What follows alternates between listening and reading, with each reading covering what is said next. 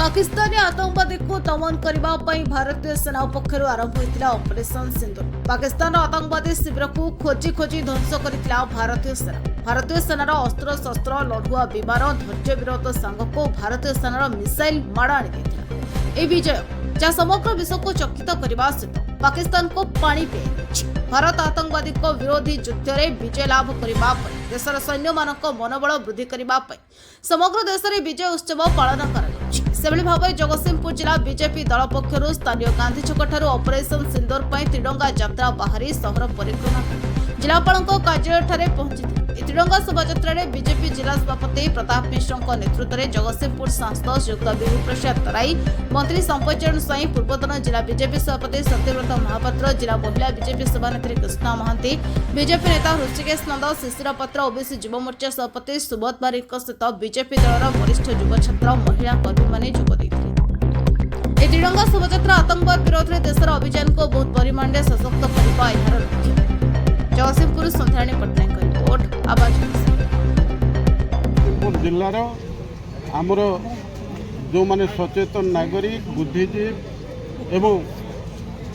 जो माने आमर भारतीय सेना रो दृढ़ जवाब जो भली भाव में पाकिस्तानी सैनिक मानक देले एवं आम भारत वर्षर एकता अखंडता सार्वभौमत्व को रक्षा करने जो माने प्राणपणे उद्यम से माने राति दिन संग्राम करिकी संघर्ष करिकी जो भली भाव में भारत वर्षर सम्मान को रखिले एवं पाकिस्तान रो आतंकी आड़ागुड़ी को ध्वंस कले रावलपिंडी हो कराची हो लाहौर हो पंजाब हो अनेक स्थान रे पाकिस्तान को ध्वस्त विध्वस्त करदेले अनेक आतंकी मान को ध्वंस कले अनेक पाकिस्तानी जवान मान को ध्वंस कले एवं भारत वर्षर जो सम्मान को रखिले से आज भारतीय सेना मान को आम सम्मान जनवा उद्देश्य आज जगतसिंहपुर जिले में ये त्रिरंगा शोभायात्रा आयोजित होता गोटे कथा जो पहलगाम आमर निरीह पर्यटक मानक उपरे से माने आखि बुझा गुली चालना करी जो भली भाव में आम लोक मान को हत्या करथिले तार दृढ़ जवाब आज भारत सरकार एवं समग्र भारत वर्ष दल मत निर्विशेष समस्त एकाकार होकर भारतीय सेना पछरे छिड़ा होती एवं आमर प्रिय प्रधानमंत्री नरेंद्र मोदी से जो भली भाव में भारत वर्ष को एकाठी करने आंतर्जातिक स्तर में समग्र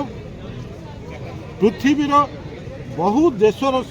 जो सहयोग भारत वर्ष पछरे रखापी से जो कूटनीति प्रयोग करथिले आमे सफल होइछु एवं भारतीय सेना मानक सेना एवं आमर जवान मानक प्रति सम्मान जणाइबा उद्देश्य रे ये त्रिरंगा यात्रा आमर सफल होइछु। आज जगतसिंहपुर जिले में आज पराक्रम शोभायात्रा अनुष्ठित होती ये पराक्रम शोभायात्रा खाली जगतसिंहपुर जिले में नुह सारा भारत वर्ष विभिन्न स्थान में अनुष्ठित होती। 2-3 दिन तले माननीय मुख्यमंत्री भुवनेश्वर ये कार्यक्रम को अनुष्ठित करते शुभारंभ करते हजार लोक मैंने विभिन्न स्वेच्छासेवी संगठन सरकारी अफिसर आरंभ कर विभिन्न राजनीतिक दल लोक मैंने सामिल होते आज जगतसिंहपुर में आज अनुष्ठित आगामी दिन में समस्त पंचायत पंचायत हम बड़ बड़ ग्राम हम एक तिरंगा यात्रा तिरंगा हूँ आम शांतिर प्रतीक ये तिरंगा तले आम भारतीय मैंने सब बेले आम देशर अखंडता आम देशर शांति बजाय रखापी जाति धर्म दलगत निर्विशेष आम मैंने समस्त एकत्रित हुए ये जो ऑपरेशन सिंदूर सफलता एवं गतकाली देखिए आम ओडिशार बालेश्वर जो प्रशांत शतपथी आतंकवादी द्वारा हत्या जम्मू काश्मीर जो आक्रमण होता आमर से पहलगाम आतंकवादी मैंने हत्या करते धर्मपत्नी सामिल ये कहले सिंदूर जवाब मिली माननीय प्रधानमंत्री नरेंद्र मोदी आज सारा भारत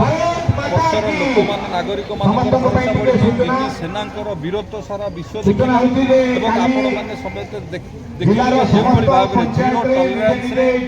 आमर सेना बाहिनी सेनार बाहिनी मान जो भाव में आमर विजय ବିଜୟ ପାକିସ୍ତାନ ଭିତରେ ପଶି ଆତଙ୍କବାଦୀକୁ ମାରିବା, ତାଙ୍କର ଧ୍ୱଂସ ବିଧ୍ୱସ୍ତ କରିବା, ଆତଙ୍କବାଦୀ ଆଡ୍ଡାକୁ ଧ୍ୱଂସ କରିବା ନିଶ୍ଚିତ ଭାବରେ ସବୁ ଭାରତୀୟଙ୍କ ପାଇଁ ଗର୍ବ। ବିଶ୍ୱ ମଧ୍ୟ ଦେଖିଲା ଭାରତୀୟ ସେନାର ପ୍ରଭାବ ସାରା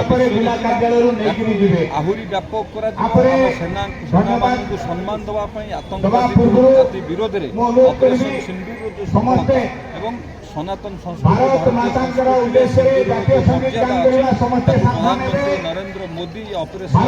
ସିନ୍ଦୁର ମାଧ୍ୟମରେ ତାକୁ ସଫଳ କରାଇଥିବାରୁ ସାରା ଦେଶବାସୀ ଆଜି ବିଜୟ ଉତ୍ସବକୁ ଆହୁରି ମଧ୍ୟ ପଞ୍ଚାୟତ ସ୍ତରରେ ମଧ୍ୟ ଆସନ୍ତାକାଲି ମଧ୍ୟ କରାଯିବ ସମଗ୍ର ପଞ୍ଚାୟତରେ। ଧନ୍ୟବାଦ।